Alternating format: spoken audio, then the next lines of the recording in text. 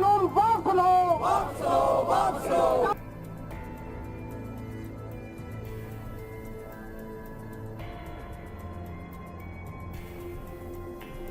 ਜੇ ਕਾਨੂੰਨ ਠੀਕ ਨੇ ਤੂੰ ਆਪਦੇ ਮੂੰਹ ਦੇ ਵਿੱਚੋਂ ਕਿਉਂ ਮੰਨ ਰਿਹਾ? ਇਹ ਉਹਨਾਂ ਨੂੰ ਪੁੱਛੇ ਨਾ ਜਾ ਕੇ ਸੁਰਜੀਤ ਕੁਮਾਰ ਜੈਨੀ ਵੀ ਤੁਸੀਂ ਕਿਉਂ ਕਹਿ ਰਹੇ ਹੋ?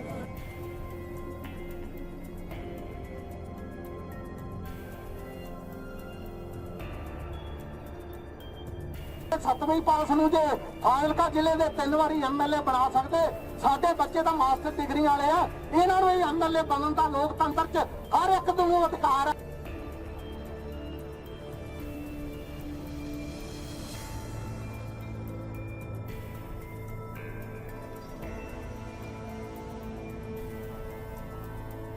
जिंदाबाद जिंदाबाद जिंदाबाद संयुक्त किसान मोर्चा जिंदाबाद जिंदाबाद।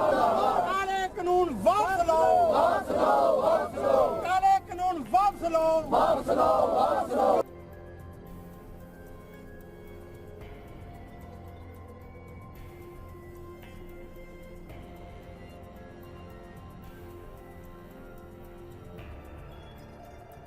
तीन कृषि कानूनों को लेकर किसानों के आंदोलन के 1 साल पूरे होने पर संयुक्त किसान मोर्चा के आह्वान पर अनाज मंडी फाजिलका में स्थित पूर्व भाजपा विधायक सुरजीत कुमार जानी के दफ्तर के समक्ष इन कानूनों की प्रतियां जलाकर रोष प्रदर्शन किया गया।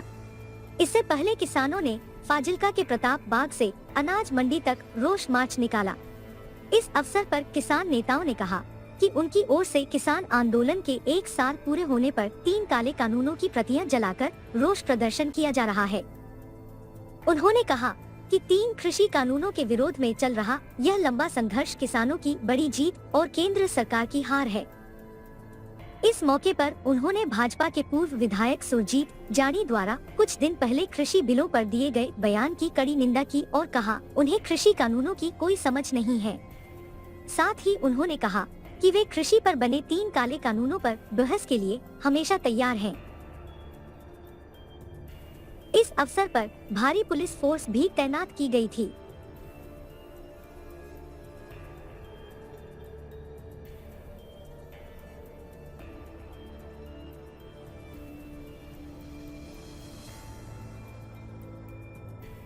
ਅੱਜ ਦਾ ਜਿਹੜਾ ਸਾਡਾ ਪ੍ਰਦਰਸ਼ਨ ਪੂਰੇ ਸੰਯੁਕਤ ਮੋਰਚੇ ਵੱਲੋਂ ਐਲਾਨ ਕੀਤਾ ਸੀ ਕਿ ਅੱਜ ਦੀ 5 ਜੂਨ ਨੂੰ ਜਿਹੜਾ 2020 ਦੇ ਵਿੱਚ ਇਹ ਸਰਕਾਰ ਕਰੋਨਾ ਮਹਾਮਾਰੀ ਦੀ ਬਿਮਾਰੀ ਦੇ ਆੜ ਦੇ ਵਿੱਚ ਇਹ ਲੋਕ ਮਾਰੂ ਜਿਹੜੇ ਉਹ ਕਾਨੂੰਨ ਆਰਡੀਨੈਂਸ ਦੇ ਵਿੱਚ ਲੈ ਕੇ ਆਈ ਸੀ ਤੇ ਬਾਅਦ ਚ ਕਾਨੂੰਨ ਉਹ ਬਣੇ।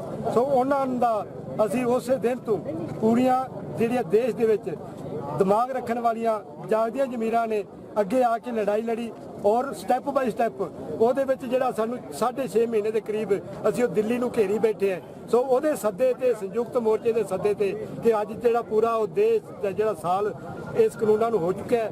ਸੋ ਜਿਹੜੇ ਬੀਜੇਪੀ ਦੇ ਜਿੰਨੇ ਵੀ ਚਾਹੇ ਸਾਬਕਾ ਵਿਧਾਇਕ ਨੇ ਚਾਹੇ ਮੌਜੂਦਾ ਨੇ MLA ਨੇ ਮੰਤਰੀ ਨੇ ਉਹਨਾਂ ਦੇ ਦਫ਼ਤਰਾਂ ਦੇ ਵਿੱਚ ਉਹਨਾਂ ਦੇ ਘਰਾਂ ਦੇ ਵਿੱਚ ਜਾ ਕੇ ਜਿਹੜੇ ਕਾਪੀਆਂ ਸਾੜਨ ਦਾ ਐਲਾਨ ਸੀ। ਸੋ ਅਸੀਂ ਪੂਰਾ ਜਿਹੜੀ ਇੱਥੋਂ ਦੀ ਜ਼ਿਲ੍ਹਾ ਫਾਜ਼ਿਲਕਾ ਦੀ ਸੰਯੁਕਤ ਮੋਰਚੇ ਦੀ ਕਿਸਾਨਾਂ ਦੀ ਜਿਹੜੀ ਟੀਮ ਹੈ ਉਹਨਾਂ ਨੇ ਪ੍ਰਤਾਪ ਬਾਗ ਵਿੱਚ ਇਕੱਠੇ ਹੋ ਕੇ ਇੱਥੇ ਜਿਹੜਾ ਮੰਡੀ ਦੇ ਵਿੱਚ BJP ਦਾ ਦਫ਼ਤਰ ਹੈ ਉਹਦੇ ਅਸੀਂ ਆ ਕੇ ਜਿਹੜੇ ਉਹ ਕਾਨੂੰਨ ਦੀਆਂ ਕਾਪੀਆਂ ਸਾਰੀਆਂ ਨੇ ਇਸ ਜਿਹੜਾ ਸੁਰਜੀਤ ਕੁਮਾਰ ਜੈਨੀ ਜਿਹੜਾ ਇੱਥੇ ਉਹ ਬੈਠਦੇ ਨੇ ਆ ਕੇ ਮੈਂ ਕਹਿੰਦਾ ਜੇ ਉਹ ਕਹਿੰਦੇ ਨੇ ਮਾੜੇ ਨਹੀਂ ਹੈ ਅਸੀਂ ਉਹਦੀ ਸਰਕਾਰ ਨੂੰ ਕਿਉਂਕਿ ਇਹਨੇ ਤਾਂ ਸ਼ਾਇਦ ਕਾਨੂੰਨ ਪੜ੍ਹੇ ਨਾ ਹੋਣਗੇ ਜਾਂ ਸਰਕਾਰ ਦੇ ਵਿੱਚ ਆਦੀ ਵਾਹ ਖੱਟਣ ਵਾਸਤੇ ਕਿ ਮੈਂ ਬੜਾ ਹੀਰੋ ਬਣਾਗਾ ਜਿਹੜਾ ਉਹਦਾ ਪ੍ਰਧਾਨ ਮੰਤਰੀ ਜਿਹੜਾ ਉਹਦਾ ਉਪ ਗ੍ਰਹਿ ਮੰਤਰੀ ਜਿਹੜਾ ਖੇਤੀਬਾੜੀ ਦਾ ਤੋਮਰ ਉਹ ਮੈਨ ਚੁੱਕਿਆ ਸਾਡੇ ਕਿਸਾਨਾਂ ਦੇ ਅੱਗੇ ਜਿਹਦੇ ਨਾਲ ਸਾਡੇ ਕਿਸਾਨਾਂ ਦੀ 11 ਵਾਰ ਮੀਟਿੰਗ ਹੋ ਚੁੱਕੀ ਹੈ।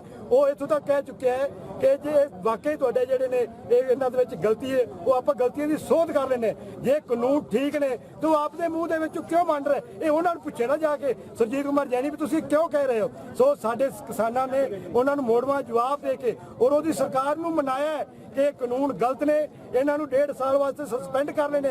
ਫਿਰ ਇੱਥੋਂ ਤੱਕ ਕਿ ਕੱਲਾ ਖਾਲੀ ਡੱਬਾ ਰਹਿਣ ਦਿਓ। ਸਾਡੀ ਇਸ ਸਰਕਾਰ ਦੀ BJP ਦੀ ਮੋਦੀ ਦੀ ਪੂੰਜੀਪਤੀਆਂ ਦੀ ਸਰਕਾਰ ਦੀ ਬੇਇੱਜ਼ਤੀ ਹੁੰਦੀ ਹੈ। ਖਾਲੀ ਡੱਬਾ ਰਹਿਣ ਦਿਓ ਬਾਕੀ ਸਾਰੇ ਕਾਨੂੰਨ ਅਸੀਂ ਬਾਹਰ ਕੱਢ ਦਿੰਦੇ। ਸੋ ਇਹ ਅਸੀਂ ਉਹਨਾਂ ਨੂੰ ਹਰਾਇਆ ਔਰ ਇਹ ਉਦੋਂ ਤੱਕ ਅਸੀਂ ਲੜਾਂਗੇ ਜਦੋਂ ਤੱਕ ਇਹ ਕਾਨੂੰਨ ਰੱਦ ਨਹੀਂ ਹੋ ਜਾਂਦੇ। ਅਸੀਂ ਜੀ ਕਾਲੇ ਕਾਨੂੰਨ ਜੋ 1 ਸਾਲ ਪਹਿਲਾਂ ਲੱਗੇ ਹੋਏ ਸੀ ਆਰਡੀਨੈਂਸ ਦੇ ਅੱਜ ਆਏ ਸੀ 5 ਜੂਨ 1920 ਨੂੰ ਅਸੀਂ ਉਹ ਕਾਲੇ ਕਾਨੂੰਨ ਦਾ 1 ਸਾਲ ਦੇ ਵਿੱਚ ਸੰਘਰਸ਼ ਤੋਂ ਬਾਅਦ ਅਜੇ ਵੀ ਉਹ ਬਰਕਰਾਰ ਹੈ। 11 ਵਾਰ ਦੀ ਜਿਹੜੀ ਮੀਟਿੰਗ ਹੈ ਉਹ ਸਾਡੀ ਫੇਲ ਹੋ ਚੁੱਕੀ ਹੈ। ਉਸ ਤੋਂ ਬਾਅਦ ਪ੍ਰਧਾਨ ਮੰਤਰੀ ਜਿਹੜਾ ਕਹਿੰਦਾ ਸੀ ਕਿ ਮੈਂ ਸਿਰਫ ਫੋਨ ਦੀ ਕਾਲ ਤੇ ਦੂਰ ਬੈਠਾ ਹੈ, ਸੰਯੁਕਤ ਮੋਰਚੇ ਵੱਲੋਂ ਉਹਨਾਂ ਨੂੰ ਇੱਕ ਚਿੱਠੀ ਵੀ ਲੈ ਗਈ ਪਰ ਉਹ ਗੱਲ ਕਰਨ ਨੂੰ ਤਿਆਰ ਨਹੀਂ ਅਜੇ। ਅਸੀਂ ਉਹਨੂੰ ਸੁੱਤੀ ਪਈ ਸਰਕਾਰ ਨੂੰ ਜਗਾਉਣ ਵਾਸਤੇ ਬੀਜੇਪੀ ਦੇ ਜਿੰਨੇ ਹੈਡਕੁਆਟਰ ਹੈ, ਕਿਸਾਨ ਹੈ ਇੱਥੇ ਬੈਠੇ ਆ, ਉਹਨਾਂ ਨੂੰ ਲਾਮਬੰਦ ਕਰਨ ਵਾਸਤੇ ਅਸੀਂ ਅੱਜ ਲਿਖਿਆ ਸੰਯੁਕਤ ਮੋਰਚੇ ਨੇ ਜੋ ਲਿਖਿਆ ਉਸ ਮੁਤਾਬਕ ਅਸੀਂ ਉਹਨਾਂ ਨੂੰ ਜਗਾਉਣ ਵਾਸਤੇ ਕੀਤਾ। ਸੰਯੁਕਤ ਮੋਰਚੇ ਜਿੰਨੇ ਹਿੱਸੇਦਾਰ ਹੈ ਜੀ, ਜਿਹੜੇ ਜ਼ਿਲ੍ਹਾ ਫਾਜ਼ਿਲਕਾ ਦੇ ਵਿੱਚ ਆ ਉਹ ਸਾਰੀਆਂ ਜਥੇਬੰਦੀਆਂ ਸਾਡੇ ਨਾਲ। ਅਸੀਂ ਬੀਜੇਪੀ ਦਾ ਮੋਦੀ ਦਾ, ਪਰ ਇਹ ਹੈ ਵੀ ਇਹ ਨਾ ਸੋਚੋ ਵੀ ਕੈਪਟਨ ਬਚ ਜਾਊਗਾ ਜਾਂ ਅਕਾਲੀ ਬਚ ਜਾਣਗੇ। ਅਸੀਂ ਇੱਥੇ ਆ ਕੇ ਜਿਹੜੇ ਉਹਨਾਂ ਨੇ ਵਾਅਦੇ ਕੀਤੇ ਸੀ ਕੈਪਟਨ ਨੇ ਵੀ ਮੈਂ ਹਰ ਘਰ ਨੌਕਰੀ ਦੂ, ਕਰਜ਼ਾ ਮਾਫ ਕਰੂੰਗਾ, ਨਸ਼ਾ ਮੁਕਤ ਕਰੂੰਗਾ, ਕਿਸਾਨਾਂ ਵਾਸਤੇ ਜੇ ਇਹਨਾਂ ਨੇ ਕੁਝ ਕੀਤੇ ਹੁੰਦੇ ਆ ਸਾਨੂੰ ਦਿੱਲੀ ਵੇਖਣੇ ਪੈਣੇ ਸੀ। ਅਸੀਂ ਆ ਕੇ ਉਹ ਮੁੱਦੇ ਬਿਠਾਵਾਂਗੇ। ਕੁਝ ਦਿਨ ਪਹਿਲੇ ਸੁਰਜੀਤ ਕੁਮਾਰ ਜੈਨੀ ਨੇ ਜ਼ਿਲ੍ਹਾ ਨੂੰ ਲੈ ਕੇ ਕਿਹਾ ਸੀ ਮੇਰੇ ਨਾਲ ਬਹਿਸ ਕਰ ਸਕਦੇ ਹੋ, ਤੁਸੀਂ ਉਸ ਬਾਰੇ ਕੀ ਕਹੋਗੇ? ਅਸੀਂ ਜੇ ਅੱਜ ਆ ਦੇਖ ਲਓ, ਤੁਹਾਨੂੰ ਫਿਰ ਦੱਸਦੇ ਆ ਆ ਕਾਲੇ ਕਾਨੂੰਨ ਕੀ ਹੈ। ਇਹ ਅਸੀਂ ਉਹਨੂੰ ਕਹਿੰਦੇ ਵੀ ਕਿਤਾਬ ਪੜ੍ਹੇ, ਇਹਦੇ ਵਿੱਚ ਮੈਂ ਵਿਸਤਾਰ ਨਾਲ ਪਿੱਛੇ ਦੱਸ ਚੁੱਕਿਆ ਵੀ ਕਾਲਾ ਕਾਨੂੰਨ ਕੀ ਹੈ। ਜੇ 5000 ਕਰੋੜ ਰੁਪਇਆ ਪੰਜਾਬ ਦੀ ਸਰਕਾਰ ਪਿਛਲੇ ਜੋ ਕੀਤੇ ਆ ਬਿਜਲੀ ਦੇ ਉਹ ਇਹਨਾਂ ਨੇ ਦਿੱਤੇ ਆ, ਕੋਲ ਵਾਸ਼ ਦਾ ਦਿੱਤਾ ਤੇ ਜਿਹੜਾ ਕਿਸਾਨ ਕੰਟਰੈਕਟ ਤੇ ਖੇਤੀ ਕਰ ਲੂ ਕਿ ਉਹਨਾਂ ਤੋਂ ਛਡਾ ਲੂਗਾ। ਇਸ ਕਰਕੇ ਇਹ ਦੱਸਿਆ ਵੀ ਕਾਨੂੰਨ ਜਿਹੜੇ ਬਣੇਗੇ ਰੱਦ ਕਰਨੇ ਪੈਣਗੇ। ਜੇ ਕਾਨੂੰਨ ਰਹਿੰਦੇ ਆ ਅਸੀਂ ਉਹ ਖੇਤੀ ਕਰਾਂਗੇ, ਸਾਡਾ ਵਾਸਤਾ ਰੋਗ ਨਹੀਂ ਵੀ ਅਸੀਂ ਬੰਬਈ ਜਾ ਕੇ ਕੇਸ ਕਰ ਲਾਂਗੇ।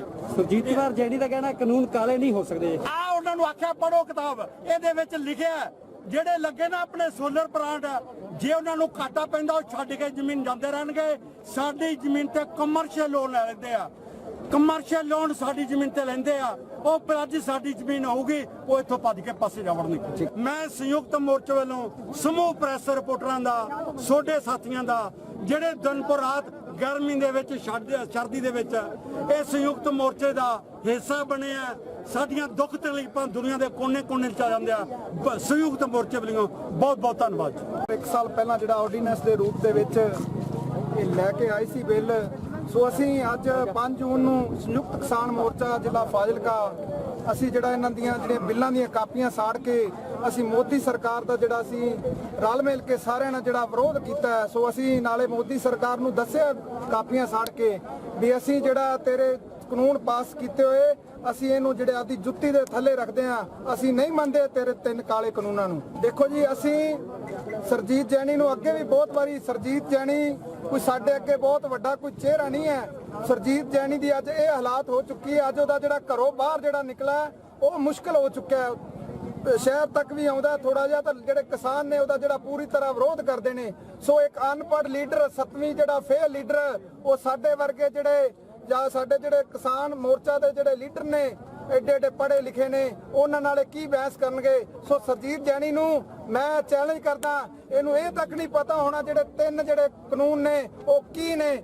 ਸੋ ਇਹ ਜਿਹੜੀਆਂ ਗੱਲਾਂ ਚਿੱਟੇ ਜਾਂ ਕਾਲੇ ਦੀਆਂ ਕਰਦਾ। ਸੋ ਇਹਦੇ ਜਿਹੜੇ ਮੰਤਰੀ ਨੇ ਖੁਦ ਜਿਹੜਾ ਖੇਤੀਬਾੜੀ ਮੰਤਰੀ ਤੋਮਰ ਹੈ, 11 ਗੇਟ ਦੀ ਜਿਹੜੀ ਮੀਟਿੰਗ ਹੋਈ ਹੈ, ਸੋ ਉਹ ਸਵੀਕਾਰ ਕਰ ਚੁੱਕਿਆ ਹੈ ਕਿ ਕਾਨੂੰਨਾਂ ਦੇ ਵਿੱਚ ਜਿਹੜੀਆਂ ਖਾਮੀਆਂ ਨੇ ਅਸੀਂ ਜਿਹੜਾ ਸੋਧ ਕਰਨ ਲਈ ਤਿਆਰ ਹਾਂ। ਸੋ ਇਹ ਜਿਹੜੇ ਮੈਂ ਤਾਂ ਕਹਾਂਗਾ ਇਹ ਛੋਟੇ ਮੋਟੇ ਜਿਹੜੇ ਇਹਨਾਂ ਦੇ ਜਿਹੜੇ ਚਮਚੇ ਆ ਬੀਜੇਪੀ ਦੇ, ਸੋ ਆਦਾ ਜਿਹੜਾ ਨਾਂ ਚਮਕਾਉਣ ਲਈ ਜਾਂ ਤੇ ਜਿਹੜਾ ਸੁਰਜੀਤ ਜੈਨੀ ਕੋਲ ਕੀ ਅਧਿਕਾਰ ਹੈ। ਸੁਰਜੀਤ ਜੈਨੀ ਨਾ ਤਾਂ ਕੋਈ ਸਿਟਿੰਗ ਐਮਐਲਏ ਹੈ, ਨਾ ਕੋਈ ਪੰਜਾਬ ਦਾ ਮਿਨਿਸਟਰ ਹੈ, ਨਾ ਕੋਈ ਕੇਂਦਰ ਦਾ ਹੈ।